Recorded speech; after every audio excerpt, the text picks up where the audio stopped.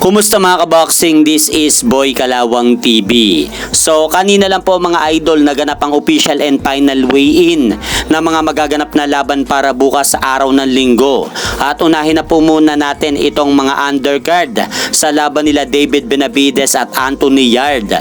Dahil kanina lang po mga idol sa bansang Riyadh, Saudi Arabia, naganap po ang official and final weigh-in nila Abdullah Mason at Sam Noakes. Tumimba nga po mga idol si Sam Noakes sa timbangan kanina ng 134.9 pounds. Habang ito naman pong si Abdullah Mason mga idol ay tumimbang naman po sa timbangan kanina ng eksaktong 134 pounds. Kaya pasok po sila Sam Noakes at Abdullah Mason sa official weight limit ng lightweight division. At nakataya nga po para sa magaganap na laban nila para bukas mga idol ang bakanteng WBO World Lightweight Belt.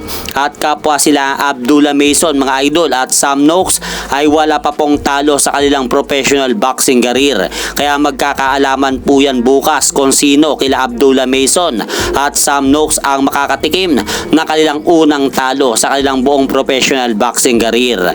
At sa naganap naman mga idol na official weigh-in nila Jesse Bam Rodriguez at Fernando Martinez.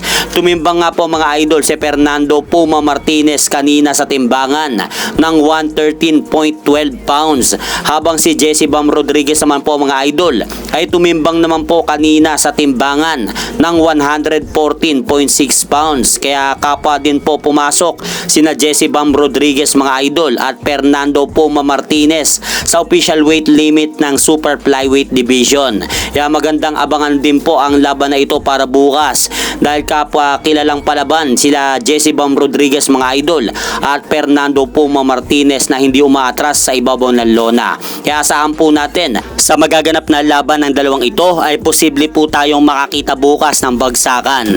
At sa naganap naman na official and final weigh-in mga idol na magiging co-main event na laban sa pagitan naman po nila Brian Norman Jr. at Devin Haney. Ang unang tumapak naman po sa timbangan mga idol ay itong si Devin Haney at tumimbang nga po ito ng 146.6 pounds. Habang ang kasalukuyang kampiyon naman po na si WBO World Welterweight Champion Brian Norman Jr. ay tumimbang naman po sa timbangan ng 146.12 pounds. Kaya pasok nga po sina Brian Norman Jr. at Devin Haney sa official weight limit ng welterweight division.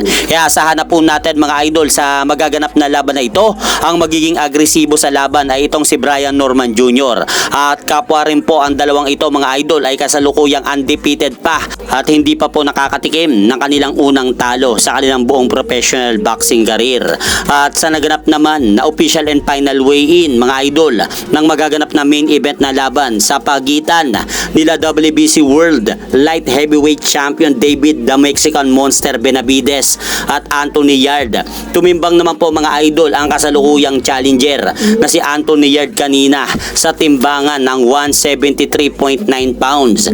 Habang ang kasalukuyang kampiyon naman po mga idol na si Mexican Monster David Benavides ay tumimbang naman po sa timbangan ng 174.3 pounds. Kaya pasok nga po sina David Benavides mga idol at Anthony Yarde sa official weight limit ng light heavyweight division. Kaya asahan na po natin bukas na maging kapanapanabik ang bakbakan ng dalawang ito sa ibabaw ng lona. Kaya abangan na lang po natin mga idol bukas ang mga magaganap na laban na ito. At hanggang dito na lang po muna ang aking update sa mga ganapan sa mundo ng boxing. At syempre mga idol, huwag nyo rin pong kalimutan, pakisuportahan nyo naman po muna ng ating munting channel. Maraming salamat po.